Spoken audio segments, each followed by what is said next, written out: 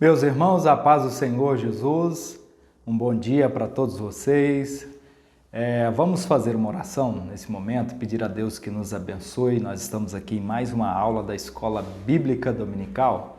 Oremos. Senhor Deus e Pai, eu quero pedir a Tua graça, a Tua misericórdia, que o Senhor alcance cada um dos nossos alunos da Escola Bíblica Dominical, abençoando-os, fortalecendo-os, ó Pai, aonde esse vídeo chegar, que o Senhor alcance as pessoas trazendo edificação através desse novo trimestre que estamos iniciando hoje, que o Senhor nos abençoe no nome de Jesus. Meus irmãos, eu quero aqui louvar a Deus pela oportunidade de poder estar compartilhando mais uma vez a aula da Escola Bíblica Dominical. E estamos aqui começando mais um trimestre. Nós vamos estudar essa nova lição, que é sobre Efésios. Nós estamos aqui começando uma exposição sobre as riquezas da graça e a misericórdia e a glória de Deus. E eu tenho oportunidade aqui, através do nosso departamento da Escola Bíblica Dominical, o Ministério de Educação Cristã, a pessoa do pastor Luiz Margarida e todos aqueles que compõem esse ministério. Louvo a Deus por essa oportunidade. Nós estamos felizes em poder compartilhar a lição de número 1, que é a lição de abertura. Essa revista sobre a carta do apóstolo Paulo aos Efésios, ela é comentada pelo bispo Abner Ferreira, que é um dos nossos presidentes da CONAMAD, né, do Rio de Janeiro, né? Ele é pastor interino ali da Assembleia de Deus no Rio de Janeiro, a igreja mãe ali no bairro de Madureira. E nós vamos aqui começar a nossa lição, a lição 1, que traz por título o maravilhoso propósito da salvação. Então nós vamos estudar aqui dentro do livro de Efésios várias temáticas que vão abençoar a nossa vida, elevar o nosso crescimento espiritual. E hoje nós estamos com a lição de número 1, o maravilhoso propósito da salvação. O texto áureo diz assim, Efésios capítulo 1, versículo 4. Como também nos elegeu nele antes da fundação do mundo, para que fôssemos santos e irrepreensíveis diante dele em caridade. Algumas versões trazem a palavra amor. A verdade aplicada. Deus nos deixou essa epístola para revelar a grandeza de seu plano de salvação, um projeto elaborado antes de tudo existir. Quais são os objetivos da lição? Primeiro, ensinar acerca do conteúdo da epístola aos Efésios. O segundo objetivo, mostrar os benefícios da graça em Jesus Cristo. E o terceiro objetivo, explicar como nos tornamos filhos de Deus pela adoção. O texto de referência está no primeiro capítulo da Epístola aos Efésios, capítulo 1, do versículo 1 até o versículo 6, que diz assim a palavra do Senhor. Se você tiver com um exemplar da Bíblia Sagrada em mãos ou uma revista como essa que eu estou, você pode fazer ou acompanhar a leitura. Capítulo 1, do verso 1 ao 6, diz assim, Paulo, apóstolo de Jesus Cristo, pela vontade de Deus, aos santos que estão em Éfeso e fiéis em Cristo Jesus. Verso 2. A vós, graça e paz da parte de Deus, nosso Pai, e do Senhor Jesus Cristo. Bendito Deus e Pai de nosso Senhor Jesus Cristo, o qual nos abençoou com todas as bênçãos espirituais nos lugares celestiais em Cristo, e nos predestinou para filhos de adoção, por Jesus Cristo, para si mesmo, segundo o beneplácito da sua vontade, para louvor da glória da sua graça, pela qual nos fez agradáveis a si no amado. Então, essa epístola de Paulo aos Efésios, de uma riqueza, de uma profundidade muito grande, vai revelar aqui um aprofundamento, né, daquilo que Deus compartilhou ao apóstolo Paulo, inserida aqui a sua teologia, e nós vamos aprender ao longo desse trimestre. Deus vai ministrar ao nosso coração verdades intrínsecas aqui na palavra do Senhor. A narrativa paulina, a título de introdução para essa lição da epístola escrita aos Efésios, nos revela o maravilhoso plano da salvação. Aqui o apóstolo Paulo ele vai rebater, vai refutar algumas ideias que estavam acontecendo naquela época, quando Paulo escreve na sua primeira prisão, quando ele está preso em Roma, ele envia essa epístola à igreja de Éfeso para conciliar, para combater algumas situações, né, que estavam se alastrando na igreja, as ideias do paganismo, para tentar desfazer algumas situações, e ele vem alertar a igreja, falando do maravilhoso plano de salvação, como Deus nos elegeu desde a fundação do mundo, nos escolheu, nos separou para ser igreja. E o primeiro tópico aqui vai falar sobre conhecer a epístola aos Efésios. Essa epístola, como eu já disse, Paulo ele escreve ela direcionada à igreja de Éfeso. Alguns historiadores e comentaristas vão dizer que mais ou menos 30 anos após a conversão do apóstolo Paulo é que ele escreve essa epístola, ele direciona essa epístola e ela é de um cunho muito grande, recebida como autoridade, e ela é conhecida também como as rainhas das epístolas que Paulo escreve. É uma epístola que tem um valor muito grande e que vai corroborar muito para o crescimento, para o elevo espiritual daquela igreja.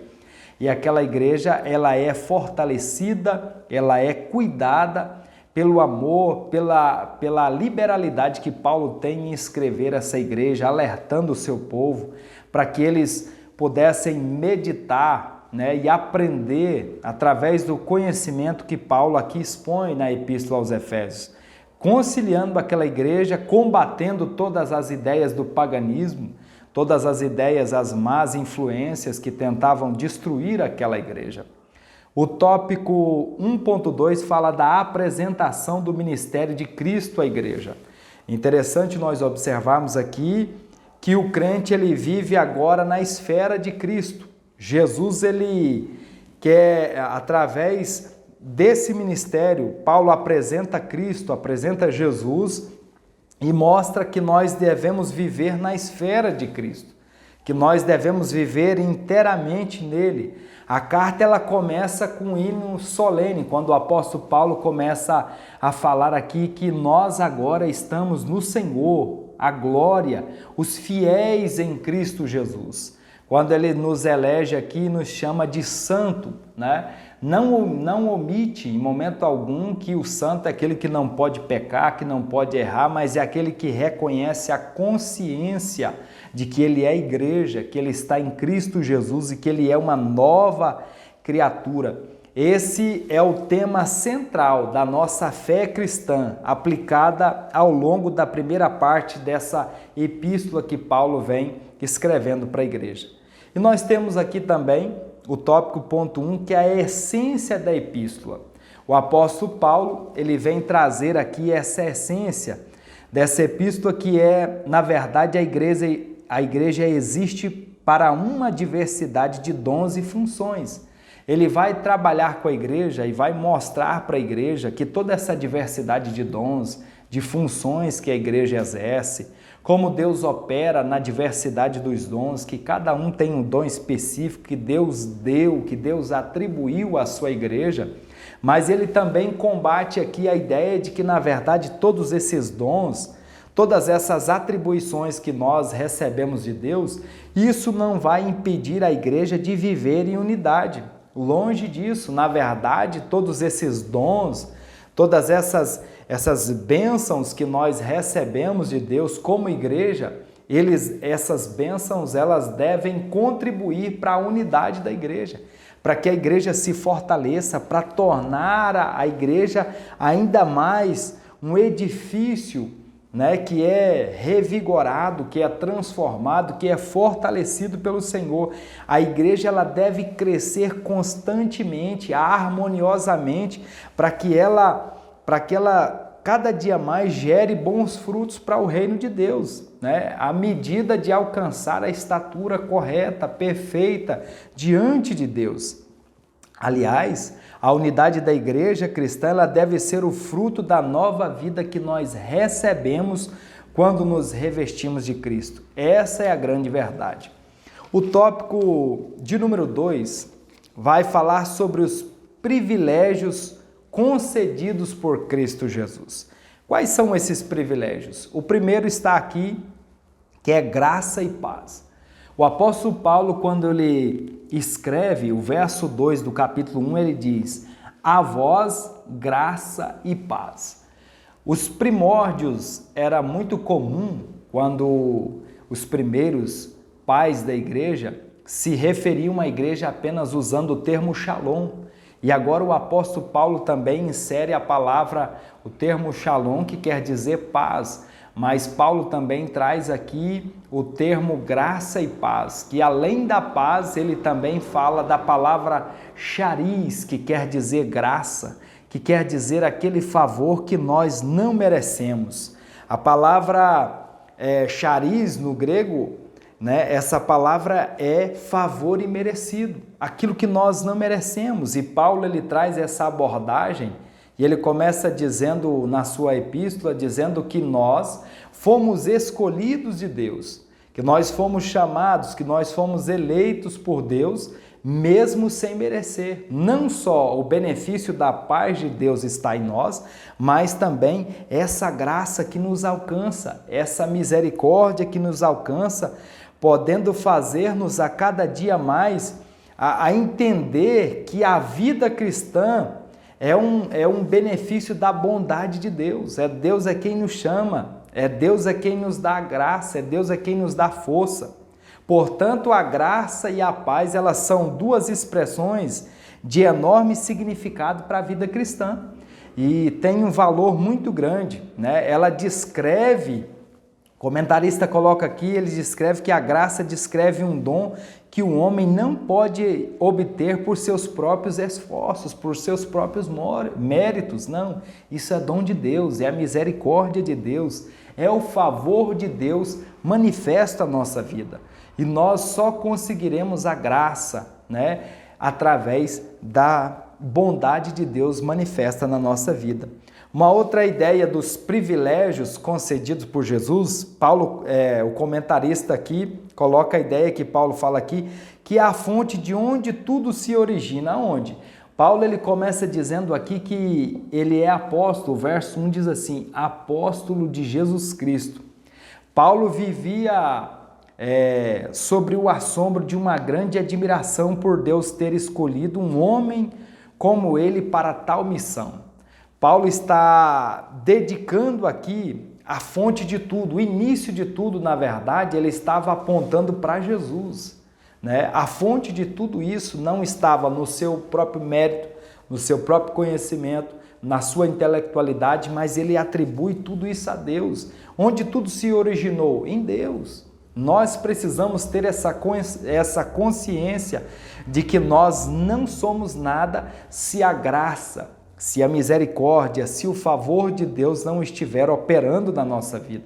Nós precisamos ter essa consciência, porque quando nós nos tornamos parte da família de Deus, além da salvação, a Bíblia nos assegura que as bênçãos estão nos lugares celestiais e que elas recairão sobre a nossa vida.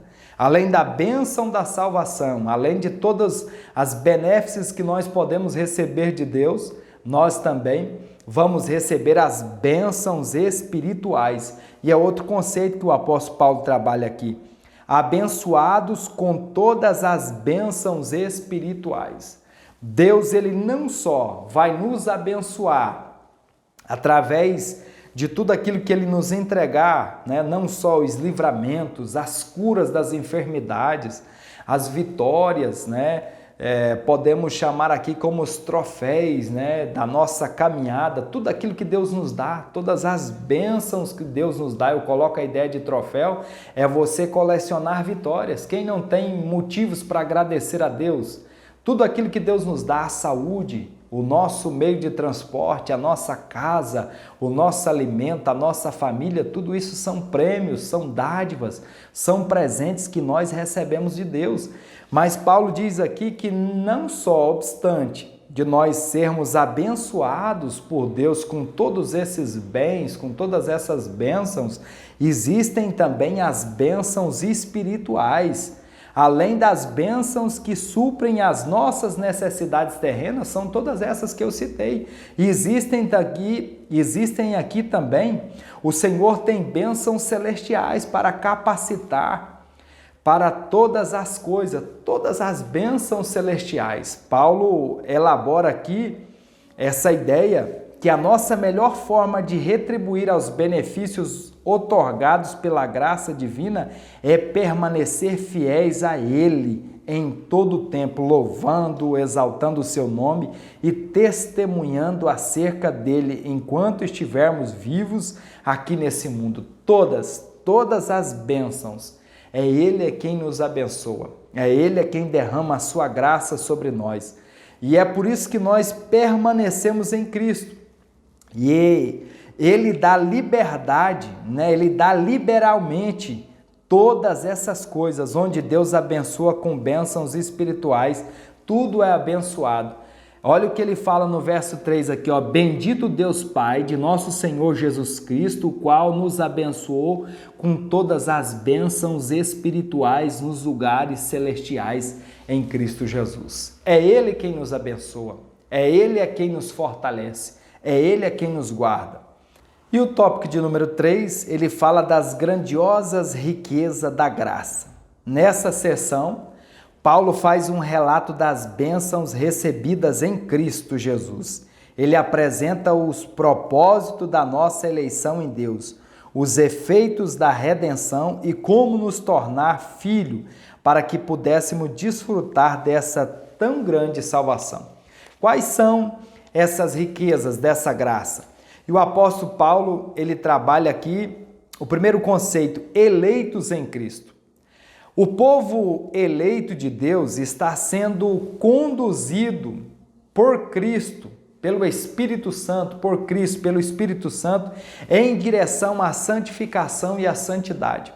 Então, esse processo de eleição aqui é um processo que nós precisamos entender que Deus ele nos escolheu bem antes da fundação do mundo, mas é um processo em que Ele nos aperfeiçoa. Através do Espírito Santo de Deus, nós estamos sendo aperfeiçoados. Eu costumo dizer que a salvação é um processo. Através da palavra do Senhor, eu consigo aprender, eu consigo ver que a salvação é um processo. Nós fomos eleitos, nós fomos chamados, nós fomos predestinados a ir para o céu, a partir do momento que nós estamos em Cristo Jesus. Mas se nós deixarmos de obedecer a palavra, se nós deixarmos de ouvir a voz de Deus, se nós deixarmos de ser aperfeiçoados pelo Espírito Santo, obviamente, nós também perderemos essa eleição, nós perderemos essa predestinação. Nós estamos predestinados aí desde o momento em que nós permanecermos no caminho da palavra. Se nós nos desviarmos da verdade, se nós nos afastarmos da verdade, obviamente nós não estaremos predestinados a ir para o céu.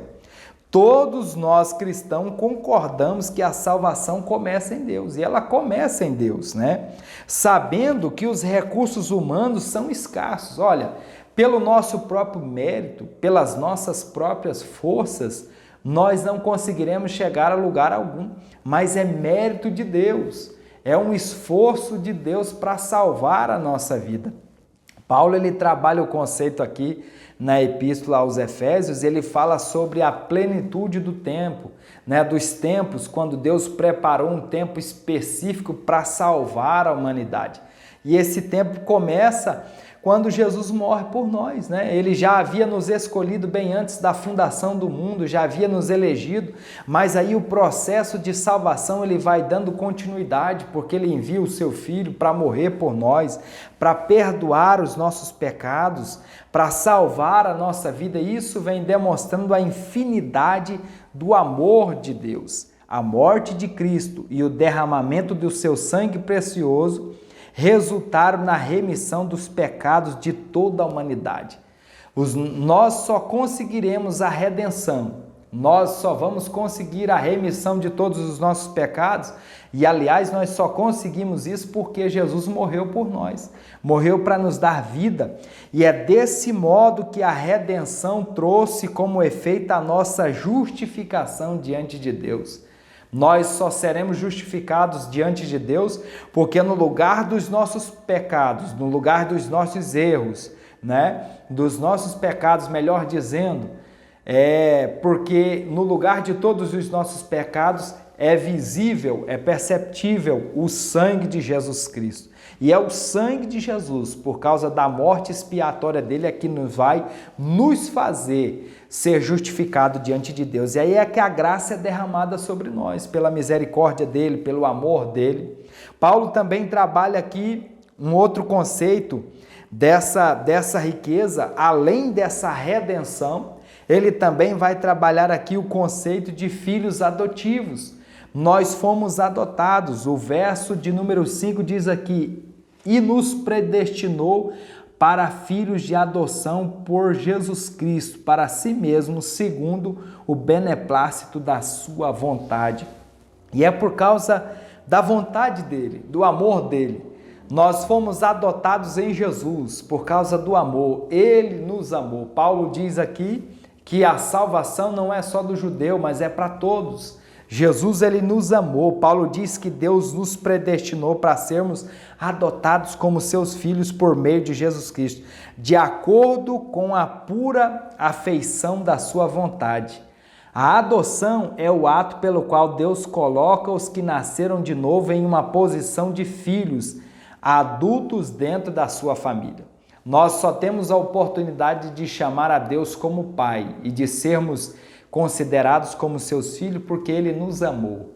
A Bíblia diz que é aquele que tem tão grande amor que é capaz de dar a vida pelos seus filhos, porque Ele nos amou. Então nós vamos aprender aqui e sermos edificados aqui ao longo desse trimestre na Epístola aos Efésios.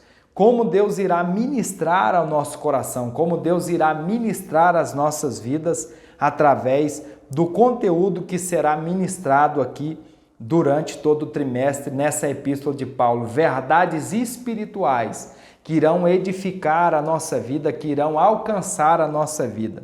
E eu quero concluir essa palavra dizendo que, de acordo com o bom propósito da sua vontade, Deus, em sua presciência e adorável graça, elaborou desde a eternidade uma poderosa redenção para toda a humanidade em Jesus Cristo. Ele nos resgatou e nos adotou para nos tornar participantes das promessas em Cristo Jesus. Desde a eternidade. Deus, ele preparou um plano específico. Ele preparou um plano muito bem trabalhado. Eu já citei aqui que Paulo fala sobre a plenitude dos tempos, um tempo em que tudo corroborou para a salvação de Cristo, para a misericórdia de Cristo, para o alcance dele. Para quê? Para nos redimir e nos transformar em seus filhos, nos adotar e fazermos parte do seu reino, do seu povo. Que Deus abençoe a sua vida, a sua casa e a sua família. Amém.